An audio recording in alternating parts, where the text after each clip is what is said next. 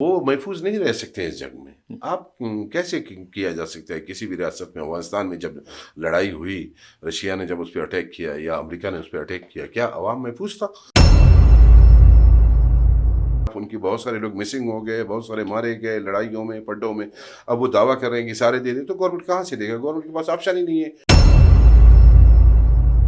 بیٹھنے کے لیے کون تیار ہے؟ پہلے تو مجھے یہ بتائیں آپ کہ مطلب ریاست بیٹھنے کے لیے تیار ہے، یا وہ جو جن کو ہم دہشت گرد یا باغی یا علیحدگی پسند کہتے ہیں وہ تیار ہیں؟ کون بیٹھ رہا ہے؟ کون کس کے ساتھ بیٹھنے کو تیار ہے؟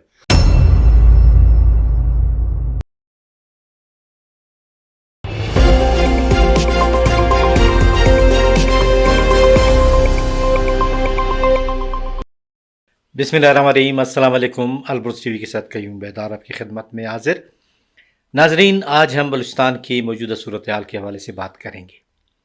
آپ کو معلوم ہے کہ گزشتہ ہفتے کئی واقعات رونما ہوئے جس کی وجہ سے عوام پریشان ہے، اور اس صورتحال کو مد نظر رکھتے ہوئے حکومتی ادارے بھی حرکت میں آ گئے. وزیر اعظم جناب شہباز شریف نے کوئٹہ کا دورہ کیا، چیف آف آرمی سٹاف بھی ان کے ساتھ تھے، بعد ازاں صدر مملکت بھی آئے. کیا فیصلے ہوئے اور کیا صورتحال ہے، اس حوالے سے ہم نے ایک سینئر صحافی تجزیہ کار جناب میر محمد اکرم منگلزی صاحب کو زحمت دی ہے. اکرم جان، اپنے پروگرام میں آپ کو خوش آمدید کہتے ہیں. شکریہ جی. یہ جو واقعات ہو رہے ہیں اور جس میں لوگ پریشان ہیں اور حکومتی مشینری بھی حرکت میں آ گئی ہے، کیا دیکھتے ہیں؟ بہت شکریہ بیدر صاحب آپ کا. یقیناً جس طرح سے آپ کو نظر آ رہا ہے بلوچستان کے حالات، اسی طرح مجھے بھی نظر آ رہے ہیں، اور اسی طرح سے یہاں کے عوام بھی محسوس کر رہے ہیں کہ حالات دن بدن خراب ہوتے جا رہے ہیں. اور اس صورتحال کو بہتر کرنے کے لیے آپ کو بھی اندازہ ہے کہ آپ نے جیسے انٹرو میں فرمایا کہ صدر پاکستان اور پرائم منسٹر، آرمی چیف اور بہت سارے دیگر وفاقی متعلقہ ڈپارٹمنٹ کے وزراء بھی تشریف لائے، اور چیف سیکرٹری صاحب اور وزیر اعلیٰ بلوچستان اور وزیرہ کی جو کولیشن گورنمنٹ ہے ان کے ایم پی ایز، وزراء کابینہ کے لوگ بھی اس پر بیٹھے، سر جوڑ کر اس چیز پہ سوچا گیا کہ بلوچستان کے حالات کو کس طرح سے ٹھیک کیا جا سکتا ہے. اس سے پہلے بھی میں اور آپ گفتگو کرتے رہے ہیں، اور ہم یہی خدمت میں گورنمنٹ کی بھی عرض کرتے رہے ہیں کہ وہ حالات کو اتنا کرٹیکل نہ بنائے، اور جس کی وجہ سے گورنمنٹ نے اپنے ہاتھ کو ہلکا رکھا ہوا تھا. آپ بھی محسوس کر رہے تھے، لوگ بھی محسوس کر رہے تھے کہ جی وہ اس کا فوری ری ایکشن نہیں تھا، فوری جواب نہیں تھا. اب مجھے لگتا ہے کہ وفاق کی سطح پہ ایک چیز تو جو ٹرین کا واقعہ پیش آیا ہے، جعفر ایکسپریس کا، اس کے بعد نوشکی میں ایک واقعہ پیش آیا ہے، اس کے بعد میرا خیال ہے کہ حکومت جو ہے وہ یا اسٹیبلشمنٹ یا دوسری چیزیں، وہ جو مشینری ہے اس کی وہ حرکت میں آ گئی ہے. اور میرے خیال میں اس طرح کی اطلاعات بھی ہیں کہ کچھ علاقوں میں جو ہے آپریشن بھی شروع کیا گیا ہے، اور ان کو روکنے کے لیے. اور ابھی جہاں پہ ہم اور آپ بات کر رہے ہیں تو پھر سڑکیں بھی بلاک ہوتی جا رہی ہیں، احتجاج کا سلسلہ بھی شروع ہو رہا ہے. اور یقیناً یہ ایک بلوچستان میں ایک ایسی صورتحال پیدا ہو گئی ہے جہاں پر کاروباری لوگ پریشان ہیں، جہاں پہ ایک سرکاری ملازم پریشان ہیں، جہاں پہ بچے تعلیم پہ اسکول نہیں کھل پا رہے ہیں. یقیناً ایک پریشانی کی صورتحال تو اگر حقیقت پہ جائیں گے تو وہ تو اپنی جگہ پہ موجود ہے. حالات بہتری کے بجائے خرابی کی طرف دن بدن جا رہے ہیں. اور یہ جو جنگی صورتحال ایک بلوچستان میں بن گئی ہے، جس میں ریاست اور ریاست کے خلاف جو لوگ ہیں انہوں نے اس کو میدان جنگ بنا لیا ہے.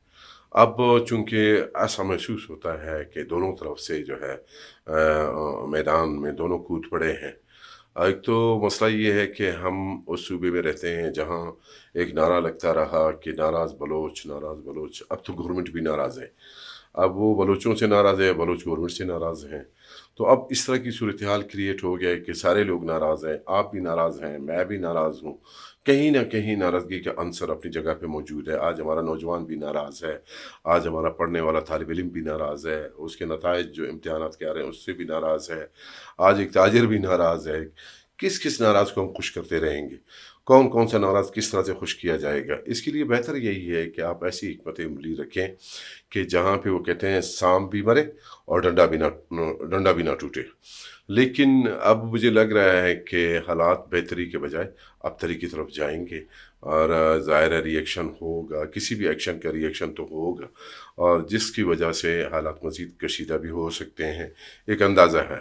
لیکن اگر سخت فیصلے کیے گئے اور سخت اقدامات کیے گئے اور وہ کہتے ہیں نا بے رحم کارروائیاں ہوتی رہیں گی دونوں طرف سے. جب دونوں نے ایک ہی نعرہ لگایا ہوا ہے کہ بے رحم چیزیں ہوں گی جس میں رحم کا عنصر ہی نہیں ہوگا، تو آپ بے رحم کی صورتحال میں پھر عوام جو ہے وہ پستا رہے گا، عوام ذلیل ہوگا، عوام خوار ہوگا، عوام کی معمولات زندگی متاثر ہوگی، بچوں کا تعلیم متاثر ہوگا، بہت ساری چیزیں آنی ہیں.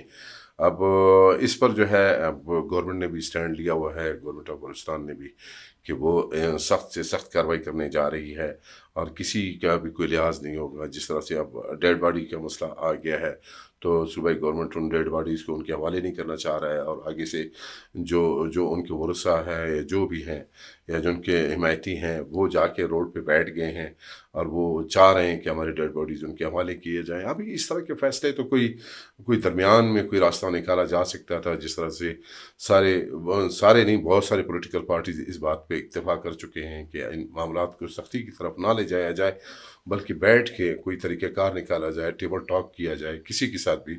اور یہ مسئلہ یہ ہے کہ کون کس کے ساتھ بیٹھنا چاہ رہا ہے. اب اگر صوبائی گورنمنٹ اس پہ بیٹھتا ہے تو آگے سے جو احتجاج کرنے والے لوگ ہیں یا جو متاثرین فیملی ہے جو خود کو سمجھتی ہے، وہ ان صوبائی گورنمنٹ کے ساتھ نہیں بیٹھنا چاہ رہی ہے. وہ کہہ رہے ہیں کہ جی ہمارے ساتھ پاور بات کریں، یعنی پاور مجھے نہیں پتا کس کو کہہ رہے ہیں کہ وہ مطلب ہمارے پاس وزیر اعظم اور صدر پاکستان آ کر بیٹھے اور ہمارے معاملات کو آگے لے کے چلے. اور دوسری طرف صوبائی گورنمنٹ نے بھی ایک نئی حکمت عملی تیار کر رکھی ہے، جس میں جو مسنگ پرسن کا ایشو ہے اس کے لیے نئی قانون سازی کے لیے بھی سوچا جا رہا ہے کہ نئی قانونی سازی کی جائے گی، جس کے تحت میرے خیال میں کہ جو تفتیش کا جو معاملہ ہے وہ ایک مخصوص کسی سخت قسم کے ادارے کو دیا جائے گا جو اس پہ تفتیش کرے گی، اور وہیں پہ بیٹھ کے اس طرح کے فیصلے بھی سخت قسم کے آنے لگیں گے آنے والے دنوں میں. اب میں اور آپ تو یہی دیکھ سکتے ہیں، میں اور آپ تو یہی سوچ سکتے ہیں کہ اس کا فیصلہ جو بھی ہوگا، کیونکہ عام آدمی تو مطلب جس کا ہاتھ بھاری ہے اسی کو واہ واہ کرے گا، مطلب وہ کسی سائڈ پہ نہیں جائے گا. جو جنگ جیتے گا اسی کے لیے تالیاں بجائیں گے، اسی کو واہ واہ کیا جائے گا. اب یہ جنگ چھڑ چکی ہے. اللہ پاک رحم کرے، اللہ پاک کرم کرے صوبے کی صورتحال پہ، ان لوگوں کی صورتحال پہ. وہاں پہ جہاں جنگ ہو رہی ہے اس کے اثرات عام عوام پہ پڑ رہے ہیں، جی اور دھرنے کی صورت میں یا روڈ بند ہیں، بلاک ہیں، یا اس طرح کے واقعات جو ٹرین کا واقعہ ہوا، بس کا واقعہ ہوا، اس میں عام عوام پس رہے ہیں. آج تعلیمی ادارے بند ہیں، یونیورسٹیز بند ہیں، دھرنے جاری ہیں، روڈ بند ہیں. اب عام عوام کہاں جائیں؟ ان کے لیے ٹھیک ہے، دیکھیں وہ محفوظ نہیں رہ سکتے اس جنگ میں. آپ کیسے کیا جا سکتا ہے کسی بھی ریاست میں؟ افغانستان میں جب لڑائی ہوئی، رشیا نے جب اس پہ اٹیک کیا یا امریکہ نے اس پہ اٹیک کیا، کیا عوام محفوظ تھا؟ عوام کو بھی اتنے ہی نقصانات اٹھانے پڑیں گے. یہ ایک جنگ ہے، عوام کو سائڈ پہ نہیں کیا جا سکتا ہے. اس میں عوام بہت زیادہ پستا ہے کیونکہ وہ ڈیپینڈنٹ ہوتا ہے، وہ لڑائی کی سچویشن کو نہیں جانتا ہے، لڑ نہیں سکتا ہے. وہ تو صرف اپنے کاروبار، اپنے سسٹم، اپنے ٹرانسپورٹ، اپنی چیزوں کو چلا سکتا ہے. وہ جنگ کی صورتحال کو نہ سمجھ سکتا ہے نہ اس کا حصہ بن سکتا ہے. دیکھیں افغانستان کی صورتحال تو بالکل الگ تھی. اب افغانستان میں جو جنگ چھڑ گئی ہے وہ سپر پاورز کی جنگ تھی. اس کے بعد جو عوام تھے افغانستان کے، ان کو تو ایک سیف راستہ مل گیا، دیکھیں، وہ جنگ پاکستان تو- آ گئے. یہاں پر آپ یہ بتائیں کہ یہاں کے عوام کہاں جائیں؟ دیکھیے جانے کی تو ضرورت نہیں آئے گا، نوبت نہیں آئے گا. اس طرح سے بھی بات نہیں ہے کہ کوئی فتح کرنے والی بات ہے، ایک اندر کی بات ہے، گھر کی لڑائی ہے. اب یہ گھر کی لڑائی کہاں تک جاتی ہے کہ کون اس میں اس کو شکست دے سکتا ہے، کون جیت سکتا ہے، یہ تو ہم نہیں کہہ سکتے. یہ تو گھر کی لڑائی ہے آپ کی، اور گھر کے اندر کی لڑائی ہے. اس میں دوسرا تو کوئی فریق ہے نہیں. ایک طرف ریاست ہے، ایک طرف ریاست کی عوام ہے.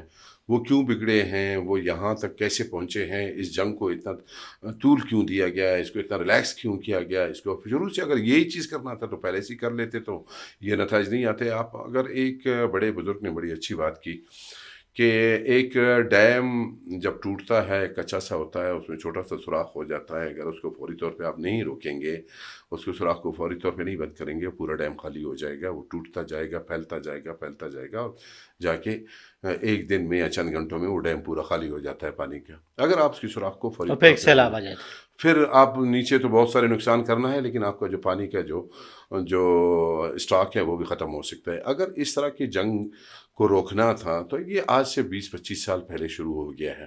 آپ شروع میں اس کو کنٹرول کر لیتے، چند لوگ تھے، چھوٹے چھوٹے مسئلے تھے، چھوٹے چھوٹے مطالبات تھے۔ اب تو آگے سے یہ باتیں سننے میں آتی ہیں کہ اگلا جو ہے نہ اسکول چاہ رہا ہے، نہ ملازمت چاہ رہا ہے، نہ کوئی آپ کی روڈ چاہ رہا ہے، نہ آپ کی اسٹریٹ لائٹ چاہ رہا ہے۔ وہ کہتے ہیں جی ہم تو بالکل اس پہ بیٹھ کے آپ کے ساتھ بات ہی نہیں کرنا چاہ رہے۔ اب لڑائی کی بات کریں یا لڑنا ہے آپ نے، یا ہمارے مسنگ لوگوں کو دینا ہے، یا اس کی ڈیڈ باڈیز دینا ہے، اب تنازع کہیں اور چلا گیا، اب آگے چلا گیا۔ اکرم جان، آپ ایک تجزیہ کار کیسے یہ بتائیں کہ یہ معاملہ بگڑتا جا رہا ہے، الجھتا جا رہا ہے، جی اس الجھنے کو کس طرح صحیح سمت میں لایا جا سکتا ہے تاکہ حالات ٹھیک ہوں؟ دیکھیے، آپ وہ جانے والی صورتحال تو نہیں رہی نا بیدر صاحب، اگر ہم سچ تو بولنا ابھی چاہیں بھی تو وقت ہے، نہیں کوئی نہیں، راستے تو نکل ابھی سکتے نہیں ہیں۔ رہا ہے، ابھی نہیں رہا ہے آپ کے پاس، ابھی جنگ کی صورتحال ہے، ابھی آپ جنگ جیتیں گے یا ہاریں گے۔ اب اس طرح کی صورتحال کریٹ ہو چکا ہے، اب آپ کس بات پہ بیٹھ کے بات کریں گے؟ اب ان کے بہت سارے ڈیڈ باڈیز چلے گئے، بہت سارے جو جنگ کر رہے ہیں ریاست کے خلاف، ان کی بہت سارے لوگ مسنگ ہو گئے، بہت سارے مارے گئے لڑائیوں میں، پڈوں میں۔ اب وہ دعویٰ کر رہے ہیں کہ سارے دے دیں، تو گورنمنٹ کہاں سے دے گا؟ گورنمنٹ کے پاس آپشن ہی نہیں ہے دینے کے لیے کوئی چیز، کہ جب وہ لڑکے مر رہے ہیں تو پھر اس کو گورنمنٹ کو آپ مسنگ میں ڈال دیتے ہیں، یا مسنگ کے حوالے سے ان کو مطالبہ کر دیتے ہیں، وہ تو ڈلیور نہیں ہو سکتے ہیں، وہ چیزیں بیٹھ کے نہیں حل ہونی والی۔ لیکن ہمارے یہاں تو یہ کہتے ہیں نا، جنگ آخر خیر، کوئی راستہ تو نکل سکتا ہے۔ ابھی سر طاقت کا جو ہے وہ پیمانہ پتہ لگے کہ کون اس میں کہاں تک جاتا ہے، کون کس کو کتنا نقصان دیتا ہے، اب آگے جا کے جنگ اس کا فیصلہ ہوگا۔ ابھی اس کا فوری طور پہ مجھے نہیں لگتا ہے کہ اس کا کوئی بیٹھ کے میں اور آپ یہاں پہ فیصلہ کر لیں کہ یار یہ حل نکالا جا سکتا ہے اس کا۔ جو میں نہیں سمجھتا ہوں کہ بلوچستان کے حالات جو ہے کوئی بہتری کی طرف جا رہے ہیں، لیکن اس پہ امید ہے کہ زرداری صاحب نے جس طرح سے کہا ہے کہ وہ عید کے بعد یہاں پہ بیٹھ کے لوگوں کے ساتھ بیٹھیں گے، ملیں گے، ان تمام جو پلرز ہیں سیاسی طور پہ، قبائلی طور پہ، ان کے ساتھ بیٹھ کے کوئی شاید راستہ نکال سکیں۔ اور یہ کیونکہ بڑے پیمانے کا معاملہ ہے، اب اس میں جو ہے نہ نواب کوئی کردار ادا سکتا ہے، نہ سردار کوئی ادا کر سکتا ہے، یہ بات آگے چلی گئی ہے۔ اب یہ ایک جنگی محاذ بن چکا ہے۔ جمہوری حکومت میں بہت سے راستے کھلے ہوتے ہیں، آپ ٹیبل ٹاک کر سکتے ہیں، آپ حالات کا ادراک کرتے ہوئے کوئی راستہ نکال سکتے ہیں، کچھ نہ کچھ تو بہتری کی طرف۔ لیکن بیٹھنے کے لیے کون تیار ہے؟ پہلے تو مجھے یہ بتائیں آپ کہ مطلب ریاست بیٹھنے کے لیے تیار ہے، یا وہ جن کو ہم دہشت گرد یا باغی یا علیحدگی پسند کہتے ہیں وہ تیار ہیں؟ کون بیٹھ رہا ہے؟ کون کس کے ساتھ بیٹھنے کو تیار ہے؟ دونوں تیار نہیں ہیں ایک دوسرے کے ساتھ اب بیٹھنے کے لیے۔ اب سچویشن اس قسم کی ہے کہ دونوں تیار نہیں ہیں، اور یہ جنگ کا میدان سج گیا ہے۔ اب اس میں نقصانات کا مجھے اندیشہ لگتا ہے، لیکن ایک امید ہے کہ شاید کوئی ایسی بہتر حکمت عملی ریاست کی طرف سے یا ان کی طرف سے جو جنگ لڑ رہے ہیں، یہ ان کی طرف سے کوئی حکمت عملی ایسی نظر آ جائے، کوئی انوالو ہو جائے، لیکن وہ بڑے نقصان کے بعد ہوگا۔ اب مجھے نہیں لگتا ہے کہ اس چھوٹے سے دھرنے یا مطالبے کی صورت میں آ کر بیٹھیں گے اور یہ چیزیں ختم ہوں گی۔ ریلیکس رہا، بیچ میں آپ دیکھ رہے تھے کہ جو لوگوں اٹھا رہے تھے، ریاست ان کو اٹھا رہا تھا، پھر بعد میں دھرنا تھا، پھر وہ چھوڑ رہے تھے، آ کے پہنچا رہے تھے ڈپٹی کمشنر صاحبان، اور پھر اٹھا رہے تھے، پھر دھرنا ہو رہا تھا، پھر جا کے وہاں پہ لوگوں کو ان دھرنے میں جا کے ان کے حوالے کیا جا رہا تھا۔ یہ چیزیں چلتی رہیں، یہ پریکٹس بھی ہوا، لیکن بات پریکٹس سے آگے چلا گیا جب جو بڑے واقعات پیش آ گئے، جعفر ایکسپریس اور نوشکی کا واقعہ جب پیش آیا، تو اس کے بعد میرا خیال ہے کہ ریاست نے اپنے مزاج کو ابھی تبدیل کر لیا ہے۔ اب وہ میرا خیال کسی بھی بارگیننگ، کسی نرمی، کسی چیز پہ اب وہ میرا خیال ہے کہ کوئی بیٹھنے کو میرا خیال ریاست بھی تیار نہیں ہے، اور آگے سے آگے والے جن کے ساتھ لڑائی چل رہی ہے، جسے جو بھی نام دیں آپ، ان کے ساتھ وہ بھی بیٹھنے کو میرا خیال تیار نہیں ہے۔ صوبائی حکومت کس پوزیشن میں ہے؟ دیکھیے، صوبائی حکومت کیا کر سکتی ہے؟ پیپلز پارٹی کی میں سمجھتا ہوں کہ ایک بدقسمتی ہے کہ جب بھی یہ گورنمنٹ میں آتا ہے تو اس طرح کی سچویشن کریٹ ہو جاتا ہے۔ ماضی کو بھی اگر آپ دیکھیں گے تو اس ٹائم میں بھی اسی طرح کی سچویشن کریٹ ہوا تھا، اور یہی علیحدگی پسند اور اسی طرح کی چیزیں یا اس طرح کے واقعات پیش آ رہے تھے۔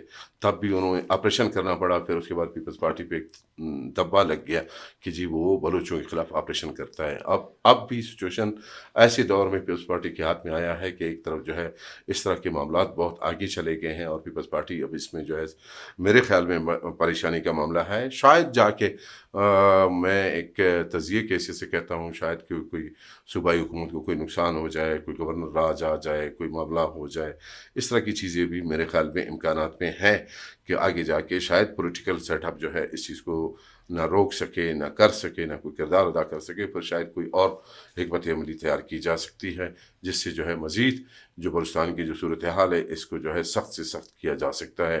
क्योंकि इसमें इन्वॉल्वमेंट है चाइना की, सी पैक है, ग्वादर है, सैंडक है, ये सारी चीज़ें जो इंटरनेशनल लेवल पे भी इन्वॉल्व हैं, तो उनको भी प्रोजेक्ट्स जो लोगों को यहाँ पे लाना चाह रहे हैं तिजारत के लिहाज से, उनको जब तहफ़्फ़ुज़ नहीं होगा, इस तरह का फ्री माहौल नहीं होगा, तो कौन आएगा यहाँ पे, कोई तिजारत करेगा, कौन कारोबार करेगा, किस तरह से। जब सड़कें आपकी कितने दिन आपको भी पता है कि बंद रहीं, कौमी शाहराहें कितनी बंद रहीं, लोग ट्रेनों में भी नहीं जा पा रहे थे, रोड पे भी नहीं जा पा रहे थे।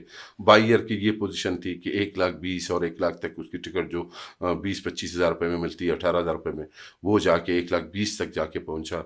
तो लोगों के लिए तो बड़ा परेशानी है। अब मज़ीद परेशानी भी मुझे लग रहा है कि अगर इस तरह का माहौल क्रिएट किया जाता है तो यकीनन मज़ीद सख्त से सख्त सूरत हाल का सामना करना पड़ेगा आपको भी और मुझको भी। बहुत बहुत शुक्रिया मीर मोहम्मद अकरम बंगलुई साहब। नाजरीन, आपने मीर मोहम्मद अकरम बंगलुई साहब का तज्ज़िया सुना। उनका यही कहना है कि बेहतर हिकमत अमली से ही हालात ठीक हो सकते हैं। अल्लाह करे कि बलूचिस्तान के हालात ठीक हों और आवाम सुख का सांस लें। कयूम बेदार को इजाज़त दीजिए। अल्लाह हाफ़िज़।